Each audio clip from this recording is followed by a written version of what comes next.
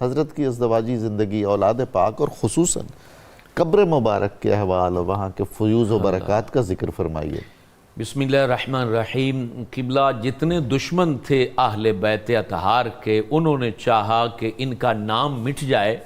لیکن کیسی قدرت کا کرشمہ ہے کہ اہل بیت کے گھر میں جب بھی پیدا ہوا تو سورج کی مانند بیٹا پیدا ہوا۔ یعنی ان کا نسب ایسے اللہ تعالیٰ نے برقرار رکھا کہ جب بھی اولاد عطا کی، ہر امام کو ایسی اولاد عطا کی کہ ان کا نور سے جو ہے وہ زمانہ اور روشن ہوا۔ یہی بات جو ہے وہ حضرت امام علی نقی کی ہے کہ آپ نے سمانہ بنت جابر کا نام آتا ہے المغربیہ، ان کے ساتھ آپ نے نکاح فرمایا اور اللہ کریم نے آپ کو 4 بیٹے عطا فرمائے۔ حضرت امام حسن عسکری ان میں جو ہے وہ سر فہرست ہیں، دوسرے کا نام امام حسین بن علی نقی ہے، تیسرے کا نام امام محمد بن علی نقی ہے، چوتھے کا نام امام جعفر بن علی نقی ہے، اور آپ کی 3 بیٹیاں جو ہے وہ کتابوں میں ان کے نام آتے ہیں، حضرت نرجس اور حضرت ام حکیمہ اور حضرت عائشہ، اور بعضوں نے کہا ہے کہ آپ کی ایک ہی بیٹی تھی جن کا نام حضرت عائشہ ہے۔ بہرحال یہ آپ کی اولادیں ہیں،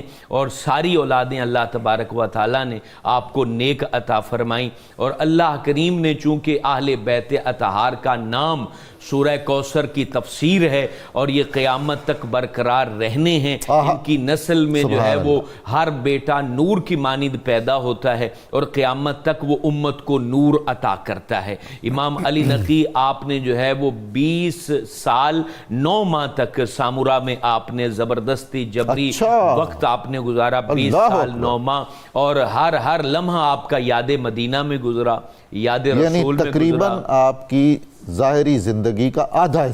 حصہ، کیونکہ آپ جو ہے وہ تقریباً 41 سال اور کچھ ماہ وہ عہدہ امامت کے اوپر آپ فائز رہے ہیں، اور اس میں 20 سال 9 ماہ آپ کو سامورا میں زبردستی رکھا گیا، قید و بند کی صعوبتوں میں رکھا گیا، لیکن آپ جو ہے ہمیشہ حق کے ساتھ کھڑے رہے اور اللہ تبارک و تعالیٰ کے دین کی آبیاری اور دین متین کی سربلندی کے لیے آپ مصروف رہے۔ بالآخر آپ کو معتز باللہ کا جو بھائی تھا، معتمد باللہ، اس نے جو ہے زہر دیا، اور آپ کے اوپر جب زہر کا اثر آپ کے پورے بدن پر ظاہر ہوا، آپ نے حضرت امام حسن عسکری کو جو ہے اپنے شہزادے کو اپنے سامنے بٹھایا، اور اس وقت آپ نے اپنے سامنے قرآن مجید رکھا اور قرآن کی تلاوت میں مصروف ہو گئے، اور آپ نے پھر جو وصیتیں فرمائیں، آپ نے جو سمجھایا، آپ کے اقوال بھی امت کے لیے بہترین رہنمائی ہیں۔ آپ یہ فرمایا کرتے تھے، لوگوں جو اللہ سے ڈرتا ہے مخلوق بھی اس سے ڈرتی ہے،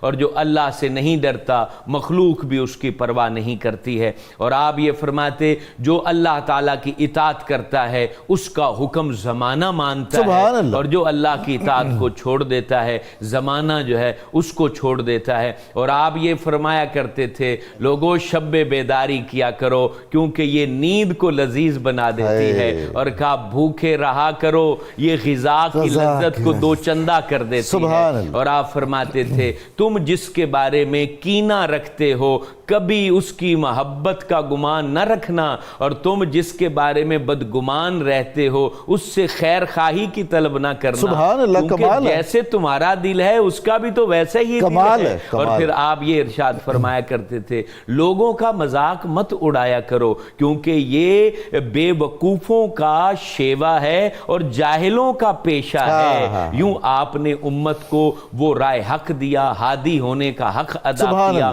جو ان کے نام تھے وہ اوصاف بھی ویسے تھے، ان کی جو القابات تھے کمالات بھی ویسے تھے، ان کو جو اللہ نے ظاہری حسن دیا تھا باطنی نور بھی ویسا ہی دیا تھا، اندر باہر سے یکساں تھے۔ اور بالآخر قرآن مجید پڑھتے ہوئے آپ دنیا فانی کو چھوڑ کے چلے گئے۔ حضرت امام حسن عسکری نے آپ کو جو ہے وہ غسل دیا، آپ کو کفن پہنایا، اور خود قبر میں اتر کر اپنے بابا حضور کو جو ہے سامورا کے اندر یہ آپ کا مزار پرانوار ہے، جس حجرہ مبارک میں آپ اللہ کی عبادت میں مصروف رہتے تھے اور آپ نے پہلے ہی قبر بنا رکھی تھی، اسی قبر کے اندر آپ کو دفن کیا گیا۔ آج تک اور قیامت تک وہ مزار پرانوار امت کو نور عطا کرتا رہے گا، اور یہ پیغام دیتا رہے گا کہ شاہ تو مٹ گئے، نبی کی اولاد آج بھی زندہ ہے، نام و مقام کے ساتھ برقرار ہے، اور قیامت تک وہ برقرار ہے۔ سبحان اللہ، سبحان اللہ۔